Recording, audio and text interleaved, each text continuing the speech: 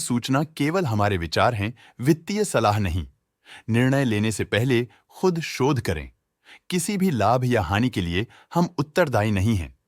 आज हम देख रहे हैं FSN e commerce ventures limited के 2025-26 Q1 की standalone financial performance. Starting with the sales, पिछले क्वार्टर से सेल्स में -7.5% का डिक्रीज हुआ है, मगर कंपनी ने पिछले साल के मुकाबले मार्जिनल सेल्स डिक्लाइन रिपोर्ट किया, around -20.5%। Expenses -1.5% quarter on quarter decrease हो गए हैं, जो साल भर के -13% के डिक्लाइन के साथ अलाइन करता है। एक्सपेंसेस में डिक्रीज अच्छा है, लेकिन सेल्स में डिक्रीज निराशा की बात है। ऑपरेटिंग प्रॉफिट, जो पिछले साल के कंपैरिजन में -54.5% डाउन हुआ है, quarter on quarter around -45.5% decrease हुआ है। ऑपरेटिंग प्रॉफिट मार्जिन (ओपीएम) एनुअल बेसिस पे -10% से डिक्रीज हुआ है और पिछले क्वार्टर के कंपैरिजन में -7.5% से डिक्रीज हुआ है। एक्सेप्शनल आइटम्स को ऐड करके अदर इनकम पिछले क्वार्टर के कंपैरिजन में 7.5% बढ़ गई, बावजूद इसकी ईयरली ग्रोथ 2.5% हुई है।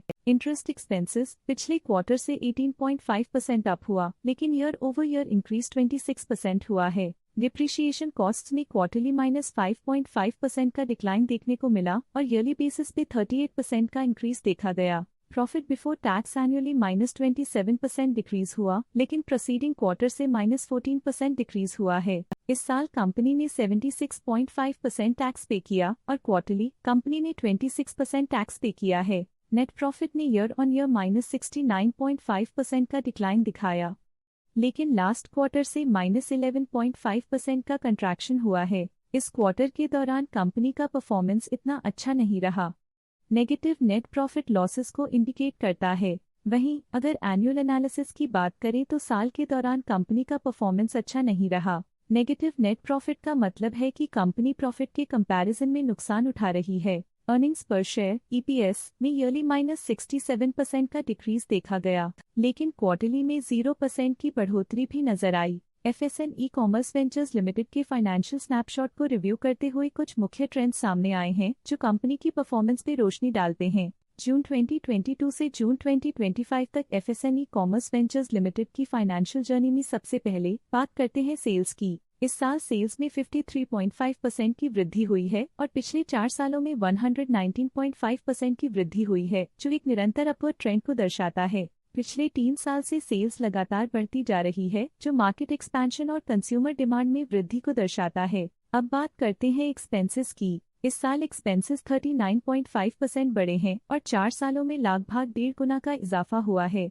इस साल सेल्स में एक्सपेंसेस के मुकाबले ज्यादा वृद्धि हुई है, जो अच्छी प्रॉफिटेबिलिटी को दर्शाता है। इस साल ऑपरेटिंग प्रॉफिट में 15% की बढ़ोतरी हुई और पिछले 4 सालों में -614% की गिरावट हुई है। लगातार 2 साल की गिरावट के बाद इस साल ऑपरेटिंग प्रॉफिट बढ़ा है, जो ऑपरेशनल रणनीतियों में सुधार को दर्शाता है। कठिन दौर से गुजरते हुए नेट प्रॉफिट में इस साल -54.5% की गिरावट आई है, जो पिछले 4 सालों में -26.5% की गिरावट के साथ चुनौती पेश करता है। ईपीएस के लिए रास्ता कठिन रहा है। इस साल ईपीएस -62% डिक्रीज हुआ और पिछले 4 सालों में कुल मिलाकर -90% की गिरावट हुई है। चलिए अब बात करते हैं शेयर होल्डिंग पैटर्न की। एफएसएन ई कॉमर्स वेंचर्स लिमिटेड की शेयर होल्डिंग रिपोर्ट्स कुछ इस प्रकार की हैं, जो अननोन 2025 के तक चलता है। ये रिपोर्ट कंपनी के शेयर्स की डिटेल्ड जानकारी देता है, जिसमें promoters, promoter groups, foreign investors, public investors और सरकारी एंटिटीज शामिल हैं।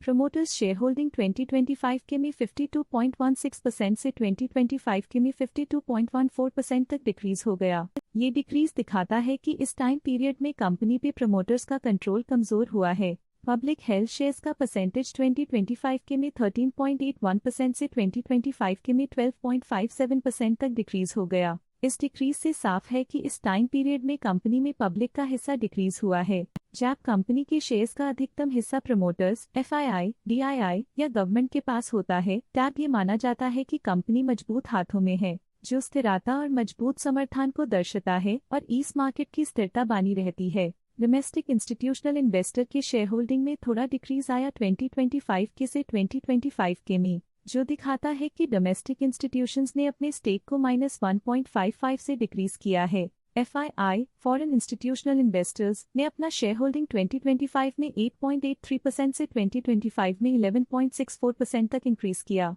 ये बताता है कि फॉरेन इंस्टीट्यूशंस ने कंपनी में अपना इंटरेस्ट 2.81% तक इंक्रीज किया है। ये था कंपनी का करंट शेयर होल्डिंग पैटर्न। आइए देखते हैं इस क्वार्टर के DII डील्स ने बाजार को किस तरह प्रभावित किया है।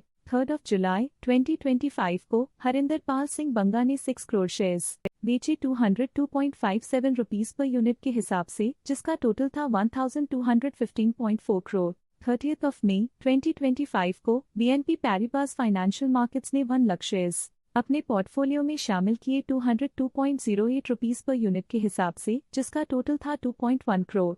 30 मई 2025 को BNP पैरिबास फाइनेंशियल मार्केट्स ने 2.5 करोड़ शेयर्स की बिक्री की 202.81 रुपीस पर यूनिट के हिसाब से, जिसका टोटल था 503.6 करोड़। इन सभी ट्रांजैक्शन से हमें समझ में आता है कि किस तरह के इन्वेस्टमेंट्स ने इस क्वार्टर में प्रभाव डाला है। अब नजर डालते हैं FSN ई-कॉमर्स वेंचर्स नाइका के स्टॉक रिकमेंडेशन पे।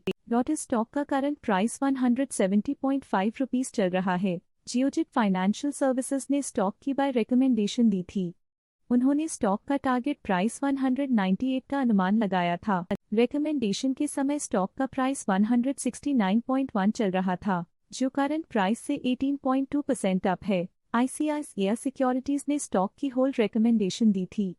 उन्होंने स्टॉक का टारगेट प्राइस 175 का अनुमान लगाया था। रिकमेंडेशन के समय स्टॉक का प्राइस 173.95 चल रहा था, जो करंट प्राइस से 1.8% अप है। आज के लिए फाइनेंशियल सेक्टर में इतना ही। देखने के लिए धन्यवाद। स्टॉक लेटेस्ट न्यूज अपडेट के लिए चैनल को सब्सक्राइब करें और वीडियो को लाइक एंड शेयर करें।